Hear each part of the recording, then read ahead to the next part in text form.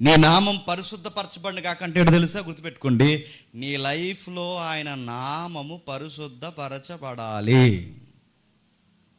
ఈ మధ్యకాలంలో బాగా ఎక్కువ దాన్ని మూల భాషలో ఏం రాశాడు చెప్తున్నా?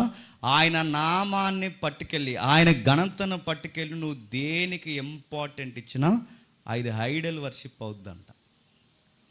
నీ లైఫ్లో దేనికి ఇంపార్టెంట్ ఇస్తున్నావు అంటే ఆయన నామాన్ని దేంతో కంపేర్ చేస్తా తెలుసా?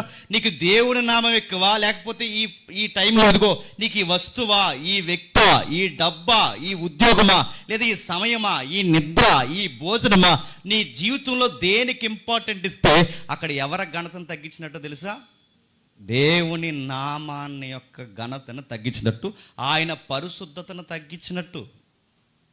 ఒక రోజు వెళ్ళి మోసేని దేవుడు అంటాడు, ఇశ్రాయేలుతో మాట్లాడవయ్యా అంటే, ఇశ్రాయేలుతో మాట్లాడవలసిన మోసే వెళ్ళి కర్ర ఇచ్చుకుని చెప్పండి బండను కొడితే తర్వాత వాడిన పదాలు ఏంటి తెలుసా?